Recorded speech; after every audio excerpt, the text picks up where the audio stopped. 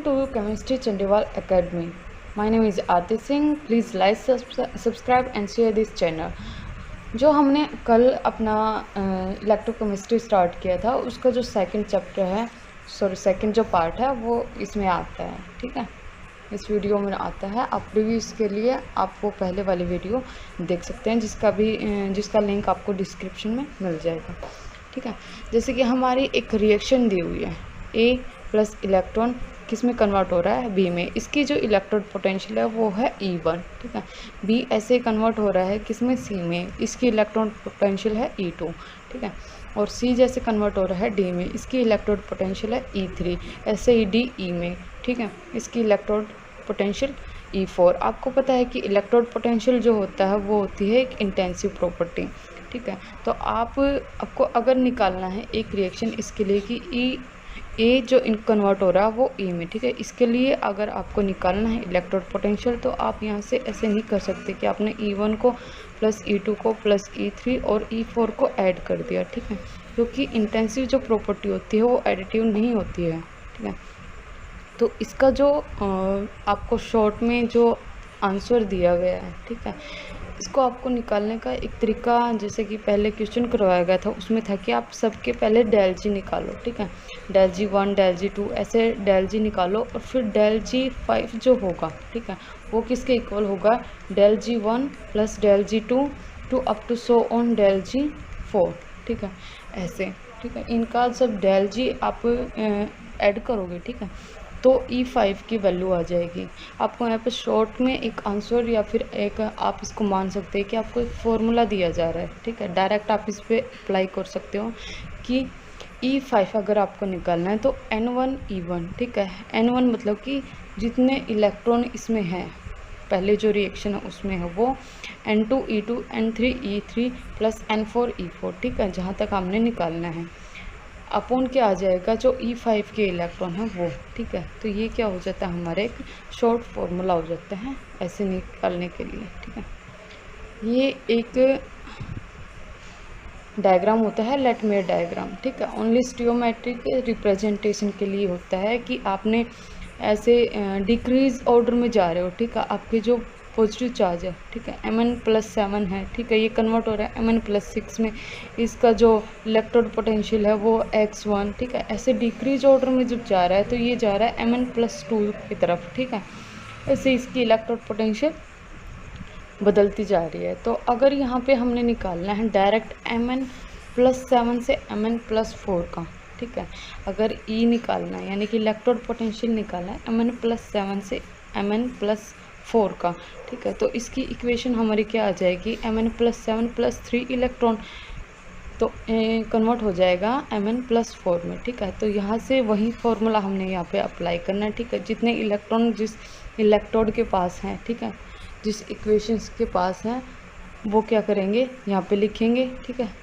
यानी कि यहाँ पे एक इलेक्ट्रॉन है तो यहाँ पे एक इलेक्ट्रॉन X1 उसकी क्या हो गई, इलेक्ट्रोड पोटेंशियल हो गई, ठीक है। ऐसे ही जहाँ तक कन्वर्ट हो रहा है वहाँ तक लिखना। और ये जो 3 है ये क्या होगा, जो लास्ट जिस इक्वेशन का हमने इलेक्ट्रोड पोटेंशियल निकालना है उसके इलेक्ट्रॉन्स, ठीक है।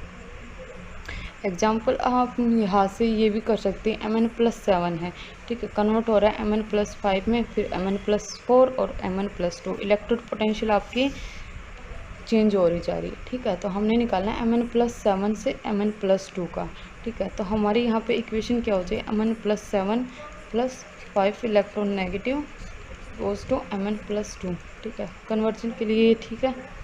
इसके बाद क्या होगा कि हमने इलेक्ट्रोड पोटेंशियल ई डैश अगर इसकी निकालनी है, ठीक है, तो हमने इक्वेशन देखनी कि Mn+7 से Mn+2 हम यहाँ पे जा रहे हैं, ठीक है। तो कितने इलेक्ट्रोड हुए, 7 से 5 में कन्वर्ट हो रहा है तो 2 इलेक्ट्रॉन इसके यहाँ पे हो गए, ठीक है, और इलेक्ट्रोड पोटेंशियल X1 हो गया। 5 से 4 में जा रहे हैं तो 1 इलेक्ट्रॉन और इलेक्ट्रोड पोटेंशियल X2, ठीक है। 4 से 2 में जा रहे हैं तो 2 इलेक्ट्रॉन और इलेक्ट्रोड पोटेंशियल 3, ठीक है, X3। और इसके इलेक्ट्रॉन कितने हो गए, 5, ठीक है। ये क्या आ जाएगा हमारा, इस इक्वेशन का इलेक्ट्रोड पोटेंशियल आ जाएगा।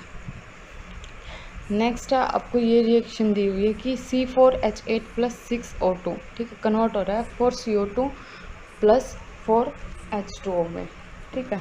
ये आपको यहाँ पे सेल की रिएक्शन बतानी है कि सेल की रिएक्शन कौन सी होगी। सेल रिएक्शन मतलब क्या होता है कि स्पॉन्टेनियस होगी या फिर नॉन स्पॉन्टेनियस होगी, ठीक है। स्पॉन्टेनियस के लिए क्या होना चाहिए, डेल जी जो है वो नेगेटिव होना चाहिए, ठीक है।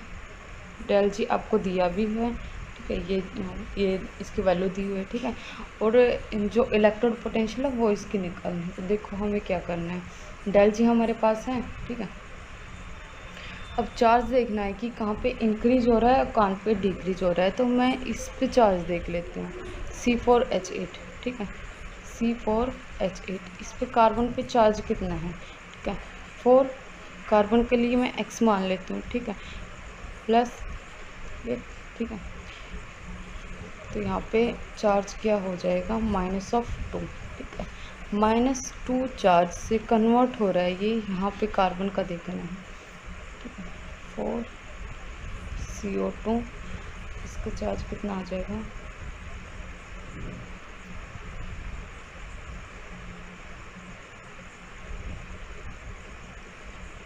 X4 आ जाएगा, ठीक है, क्योंकि माइनस जो ऑक्सीजन होता है उसका -2 होता है, ठीक है।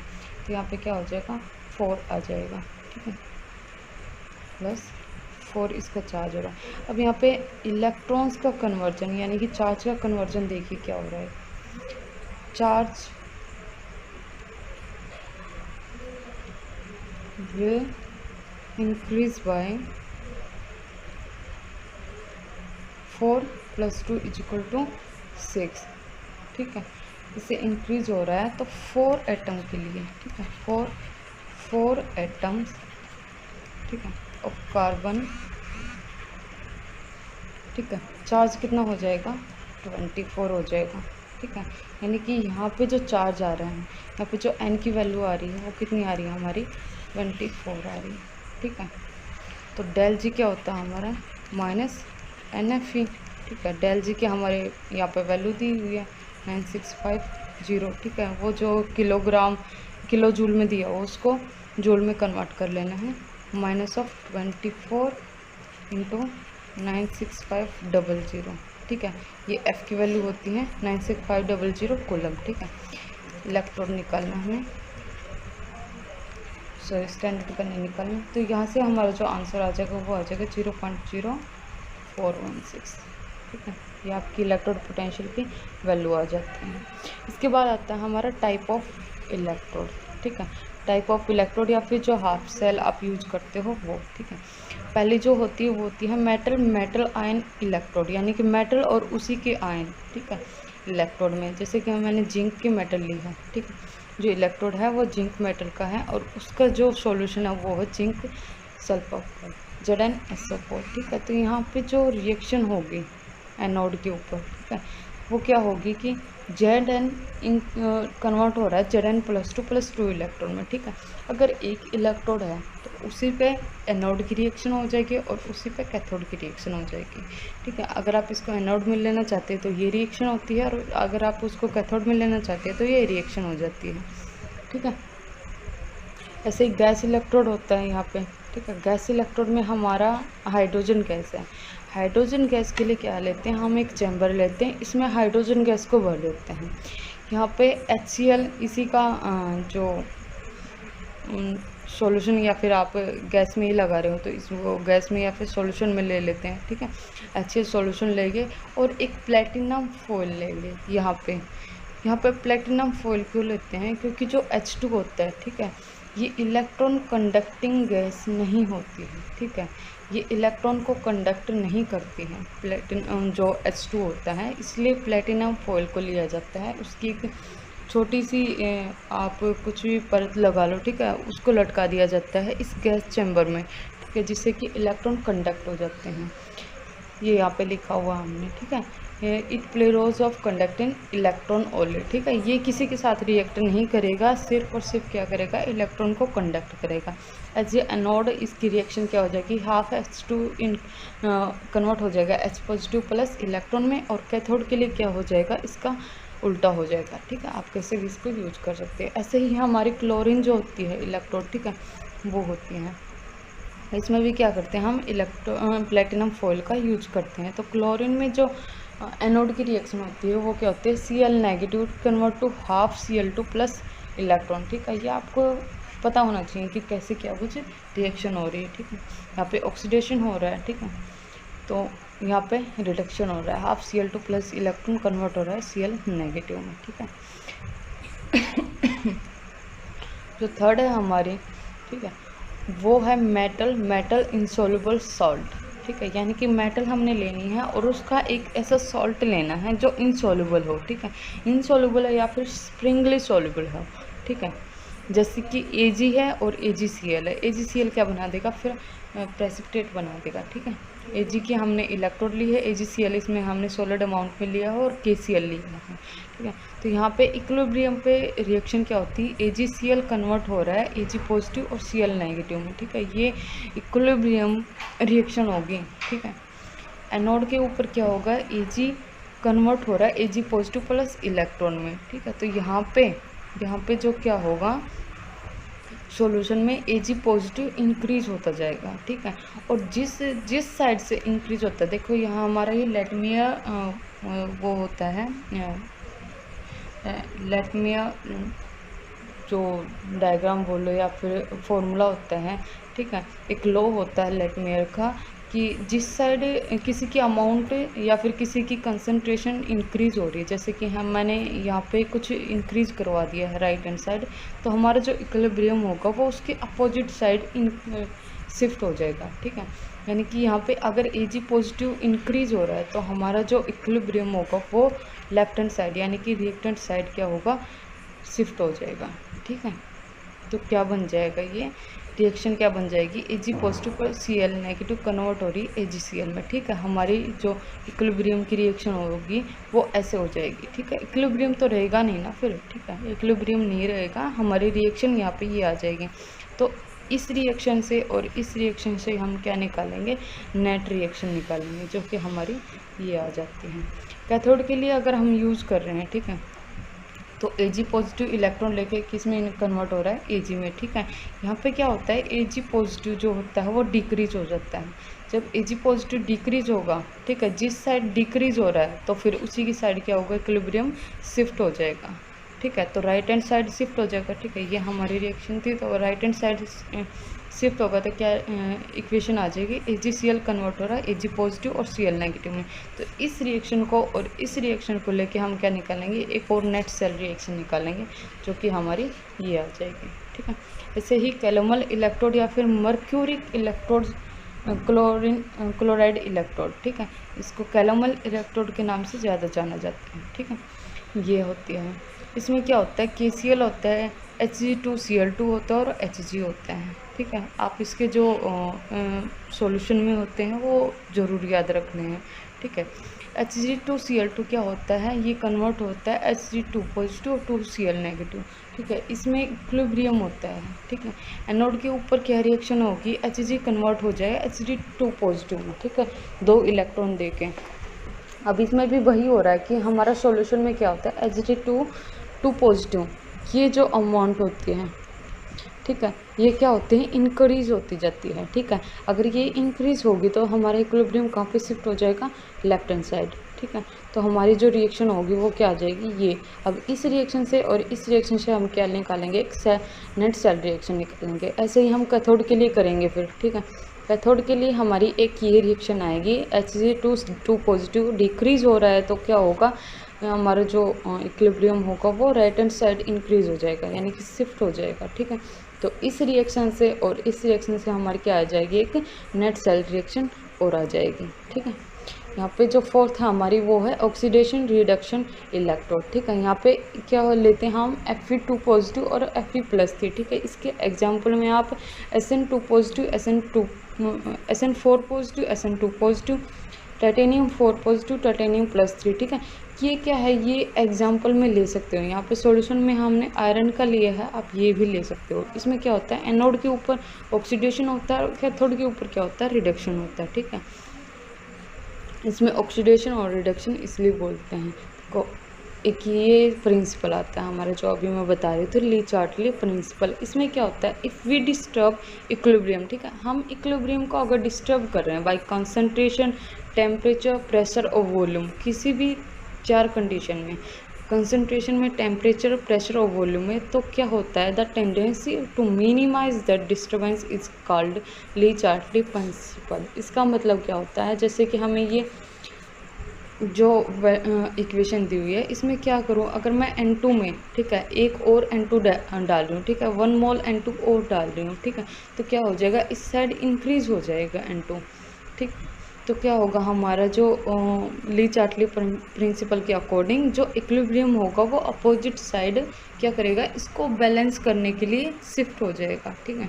अगर यहाँ पे इंक्रीज हो रहा है, रिएक्टेंट साइड इंक्रीज हो रहा है, तो हमारा equilibrium right hand side shift हो जाएगा, ठीक है। और राइट हैंड साइड अगर इंक्रीज हो रहा है, ठीक है, NH3 अगर डाला जा रहा है, तो हमारा इक्विलिब्रियम कहाँ पे शिफ्ट हो जाएगा, लेफ्ट हैंड साइड, ठीक है। ये होता है ली चार्टली प्रिंसिपल।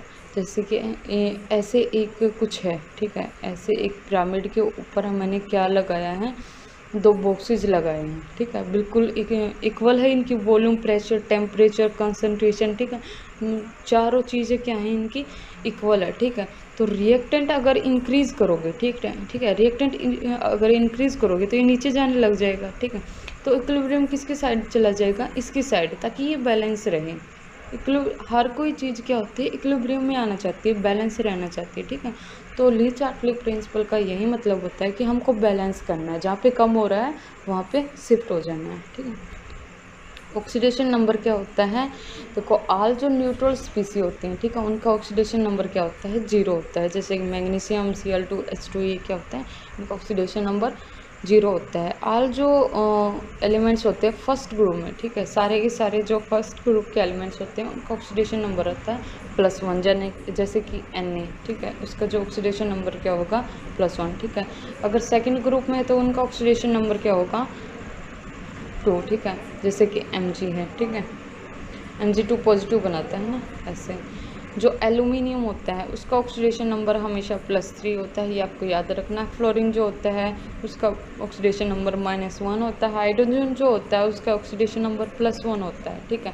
और कभी कभी क्या होता है, वो मेटल हाइड्राइड बनाता है तो उसका ऑक्सीडेशन नंबर -1 हो जाता है, जैसे कि इसमें, ठीक है, इसमें जो ऑक्सीडेशन नंबर हो जाता है उसका नेगेटिव हो जाता है। ऑक्सीजन का जो ऑक्सीडेशन नंबर होता है वो -2 होता है हमेशा, जैसे कि पेरोक्साइड में O2 नेगेटिव, ठीक है, यहाँ पे ऑक्सीडेशन नंबर क्या हो जाएगा इसका, ऑक्सीजन का -1, ठीक है। सुपर ऑक्साइड में -1/2, ठीक है। तो यहाँ पे एक आती है कि हम सेल जो ले रहे हैं, ठीक है, हमने 2 इलेक्ट्रोड ली है तो उसकी सेल रिप्रेजेंटेशन कैसे होगी, हमने साल्ट ब्रिज लगाया है, ठीक है, तो पूरी सेल रिएक्शन कैसे होगी, जैसे कि Zn है, ठीक है, इन Zn जिंक और कॉपर के बीच में रिएक्शन हो रही है, तो नेट सेल रिएक्शन यहाँ से क्या आ जाएगी, ये वाली, कि zinc plus copper 2 positive convert हो रहा है, कॉपर प्लस जिंक +2, ठीक है। ये क्या है, ये है हमारी एनोड, क्यों, क्योंकि यहाँ पे हो रहा है हमारा ऑक्सीडेशन, ठीक है।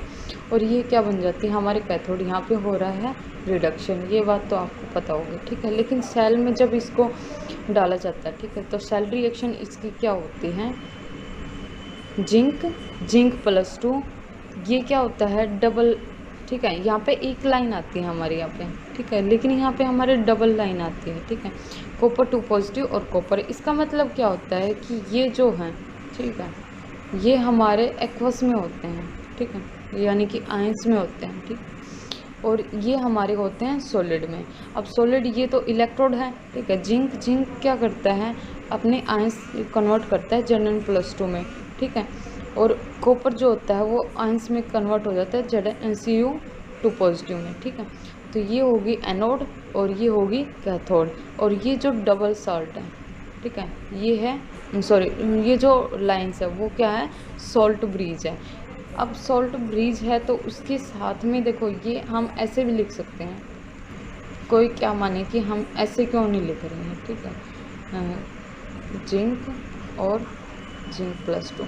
ठीक है, ये ऐसे क्यों नहीं लिख रहे? एक बात तो हमेशा याद रखनी है कि एनोड अगर लेफ्ट हैंड साइड है तो लेफ्ट हैंड साइड ही रहेगी। ठीक है, और कैथोड राइट हैंड साइड ही रहेगी। और साल्ट ब्रिज क्या करता है? हमारे आयंस को न्यूट्रलाइज करता है, इसलिए आयंस हमेशा साल्ट ब्रिज के साथ में लगाया जाता है। ठीक है, तो यहाँ पे हमारी ये जो पार्ट है इलेक्ट्रोकेमिस्ट्री का वो ख़त्म होता है।